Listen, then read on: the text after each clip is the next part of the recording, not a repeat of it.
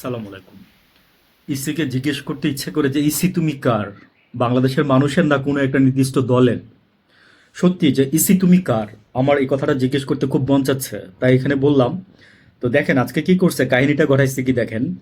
প্রজ্ঞাপন জারি করে দিচ্ছে যে 400 গজের মধ্যে আপনি ভোট কেন্দ্রের আশেপাশে আপনি মোবাইল নিয়ে যেতে পারবেন না। তো মোবাইলটা কি মানে মানুষ যখন ঘর থেকে বেরোবে ফোনটা নিয়ে বেরোবে না?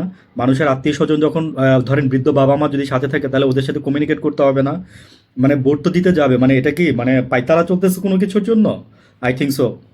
তো জামাত যখন মনে করেন যে আঙ্গুল বাঁকা করে দিচ্ছে, হ্যাঁ, যে এই আজকে সন্ধ্যার মধ্যে যদি নাহিদ ইসলাম বলছে আজকে সন্ধ্যার মধ্যে যদি আপনারা যদি এইটা যদি বাতিল না করেন এই ঘোষণাটা, তাহলে আপনার অনেক কর্মসূচি দেওয়া হবে বা অ্যাটসেট্রা অ্যাটসেট্রা অনেক কিছু। তো এটাই বলি, জাতির সাথে তামাশা করেন, মজা করেন আপনারা, তাই না? মানে মজা করেন আপনারা, তামাশা করেন জাতির সাথে। তো এটাই তো বললাম যে এতদিন পর্যন্ত নির্বাচন হয়েছে, কোনোদিন কখনো কোনোদিন নির্বাচনে কি কোনোদিন বলছিল যে কেউ কোনোদিন যে ইয়া নিয়ে যাওয়া যাবে না? মানে নীল নকশা বাস্তবায়ন করার জন্য কি মানে বুদ্ধিগুলা কি কে দিতেছে, কারা দিতেছে আমরা তো জানি, বুঝতেছি। ওই দিন বললাম না যে আরো আরো 15 দিন আগে বলে দিছিলাম যে কি হবে না হবে নির্বাচনে।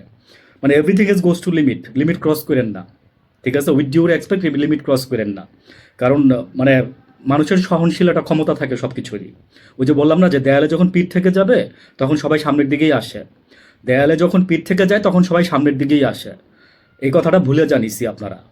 তো যাই হোক, আসলে কি জানেন যে ওই সরকারের একটা উইং তো আপনারা, তো এই জন্য আপনাদেরকে অনার করেই কথা বলতে হবে।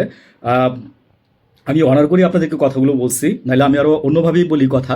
তো এটা খুবই খারাপ একটা কাজ করবেন যদি করে থাকেন। আর অলরেডি আমি শুনছি আরেকটা নিউজ পাইছি পাশাপাশি, যে এটা যেমন করতেছেন মানে এটার জন্য হবে কি যে আপনি একটা অকারেন্স ঘটলে, হ্যাঁ, সেটার আপনি কোনো প্রমাণ তুলে নিয়ে আসতে পারবেন না। মানে যেভাবে ইচ্ছা সেভাবে আপনি ভোট ম্যানিপুলেট করতে পারবেন। বললাম না যে everything has goes to limit, limit cross করেন না কেউই। আচ্ছা, জামাত যখন আবার এই যে দেখেন আঙ্গুল বাঁকা করছে, তখন কিন্তু আবার ইসি কি বলছে যেটা আমি বলতে নিছিলাম, যে আপনার এই ইসি আবার বলছে ঠিক আছে এটা ভেবে দেখা হবে, ভেবে দেখা হবে। ভেবে দেখবেন না? আপনার মাথায় এইসব বুদ্ধি কে দেয়?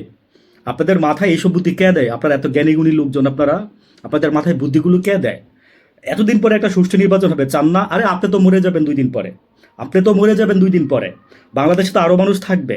আপনার ছেলেপেলে থাকবে, আপনার ছেলেপেলের তো বিদেশ হয়তো থাকে। আপনার নাতিপুতি তো থাকবে বাংলাদেশে, না না সরি, তারা তো থাকবে না।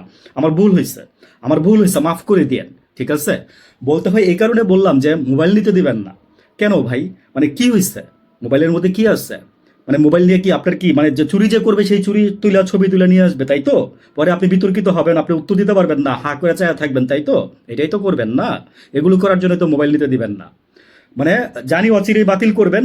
ওই যে ডট ডট ডট পানি ঘোলা করে খায়। ভালো থাকবেন, আসসালামু আলাইকুম।